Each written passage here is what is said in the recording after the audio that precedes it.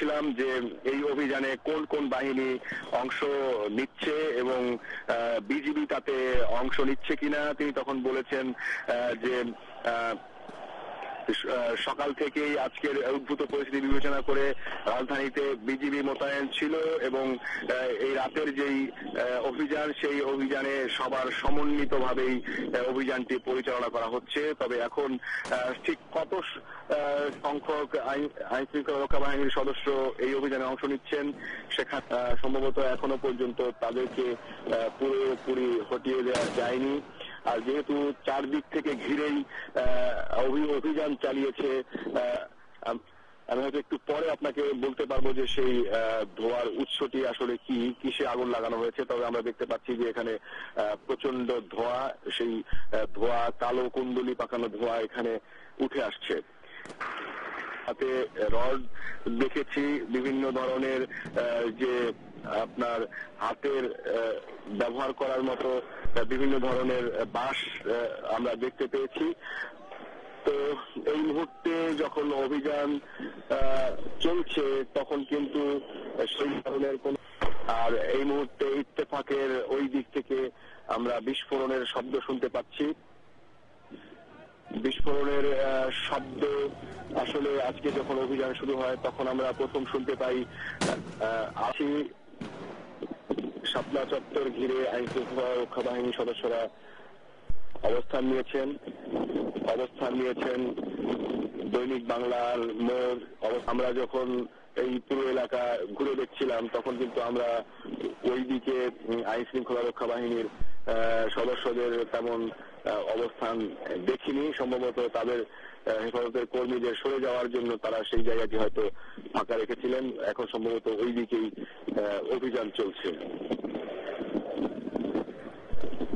ঢুকছিলেন বা যে কেউ ঢুকছিলেন সবারই দেহ তল্লাশি করছিলেন এবং এই মঞ্চ থেকেও কিন্তু বারবার ঘোষণা দেওয়া হচ্ছিল যে এখানে কোনো দুষ্কৃতিকারী ঢুকতে পারেন এবং তারা এখানে নাশকতা তৈরি করতে পারেন।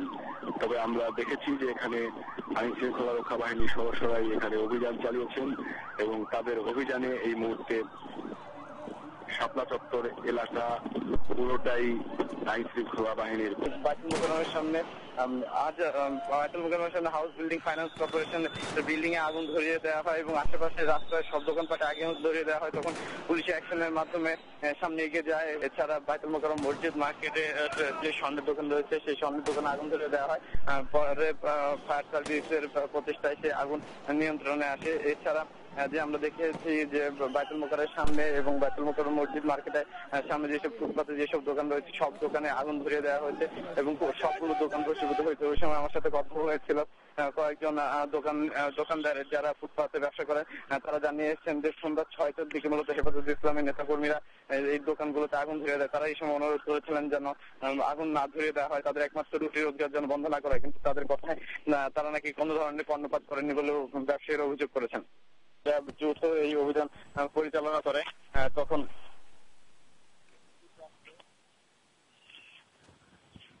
পুলিশ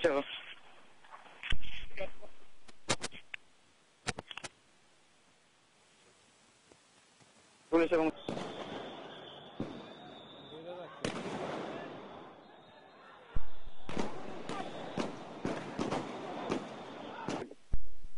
কমলাপুর রোড আছে এবং তারও ওইদিকে মধুমিতার সিনেমা হলের পেছনে যে গোপীবাগ এলাকা আছে সেই এলাকা দিয়ে মঞ্চ পুরোটাই এখন আইন শৃঙ্খলা রক্ষা বাহিনীর কবজায়। দর্শক, আপনাদেরকে জানিয়ে রাখি যে রাত 2:30টার দিকে অভিযানে নামে আইন শৃঙ্খলা রক্ষা বাহিনীর সদস্যরা। জানেন যে আজ হেফাজতে ইসলামের তাদের 13 দফা দাবির বাস্তবায়ন, তারপর পরই কিন্তু এখানে চরম উত্তেজনাকর পরিস্থিতির সৃষ্টি হয় যখন এখানে দৈনিক বাংলা থেকে সন্ধ্যা 7টা, 7:30, 8টার দিকে পুলিশের একটি অভিযান পরিচালিত হয় এবং সেটি মোটামুটি অনেক দূর এগিয়ে আসে এবং মুহূর্তে কিন্তু তারা এই এলাকায় বিভিন্ন জায়গায় আপনার আগুন জেলে তারা সেখানে অবস্থান নেয়। রাস্তার যে উপরে যে আইল্যান্ড আছে সেই আইল্যান্ড তুলে ফেলেও তারা রাস্তার মাঝখানে তারা ব্যারিকেড তৈরি করে অবস্থান নেওয়ার চেষ্টা করে এবং দৈনিক বাংলা থেকে আইন শৃঙ্খলা রক্ষা বাহিনীর আরো একটি আভিযানিক দল এলে তারা বিভিন্ন শাপলা চত্বর এলাকা ছাড়বেন না, তারা জীবন দিতেও প্রস্তুত। তবে এই মুহূর্তে কিন্তু শাপলা চত্বর এলাকা পুরোটাই আইন শৃঙ্খলা রক্ষা বাহিনীর কবজায়। ভেতর থেকে হেফাজতের কর্মীরা কোন ধরনের স্লোগান বা কোন ধরনের মুভমেন্ট বা কোন ধরনের আন্দোলনের জানিয়েছিলেন যে নগরবাসীর নিরাপত্তা নিশ্চিত করার জন্য যা করা দরকার তারা তাই করবেন। তিনি আরো জানিয়েছিলেন যে এখানে যে অভিযানটি হচ্ছে সেটি একটি সমন্বিত অভিযান। রাজপথ, সেই রাজপথ